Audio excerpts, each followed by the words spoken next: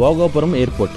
ఇది ఎవరు కట్టారు, దీని క్రెడిట్ ఎవరికి ఇవ్వాలి అనే విషయం పక్కన పెడితే, ఈ ఎయిర్పోర్ట్ కేవలం విమానాలు దిగే స్థలమే కాదు, ఉత్తరాంధ్ర భవిష్యత్తును మార్చే ప్రాజెక్ట్. 31 నెలల్లోనే దీన్ని నిర్మించారు. 3.8 కిలోమీటర్ల రన్వే, 2700 ఎకరాల విస్తీర్ణం. భవిష్యత్తులో సంవత్సరానికి 4 కోట్ల మంది ప్రయాణికులు ఎయిర్పోర్ట్ నుంచి ప్రయాణిస్తారు. ఇలాంటి ఇంటర్నేషనల్ ఎయిర్పోర్ట్ ఇప్పుడు మన ఆంధ్రప్రదేశ్ లో ఉంది. దీని official name Alluri Sitaramaraju international airport. దీని developer GMR groups. PPP model లో public private partnership. Alluri Sitaramaraju international airport కోసం మొదటి దశ నిర్మాణం కోసం ఆంధ్రప్రదేశ్ ప్రభుత్వం కేటాయించిన మొత్తం భూమి 2200 ఎకరాలు. ఈ ప్రాజెక్ట్ కి మొత్తం ఖర్చు 4727 కోట్లకు పైగా అయింది. ఈ పెట్టుబడి మొత్తం కూడా GMR గ్రూప్స్ పెట్టుకోలేదు. ఇది PPP మోడల్ లో కాబట్టి GMR గ్రూప్స్ అలాగే NIIF అలాగే రాష్ట్ర ప్రభుత్వం కలిపి దీన్ని అయితే నిర్మించడం జరిగింది. మన రాష్ట్ర ప్రభుత్వానికి రోడ్లు, నీరు, విద్యుత్ వంటి కనెక్టివిటీ ఇన్ఫ్రాస్ట్రక్చర్ కి సుమారు 1583 కోట్ల పైన ఖర్చు అయింది. భారతదేశంలో అత్యంత వేగంగా నిర్మించిన గ్రీన్ ఫీల్డ్ ఎయిర్పోర్ట్స్ లో ఇది ఒకటి. కేవలం 31 నెలల్లోనే దీన్ని నిర్మించారు. Flying fish theme terminal design bay of Bengal లో కనిపించే ఫ్లయింగ్ ఫిష్ నుంచి స్ఫూర్తిని పొందారు.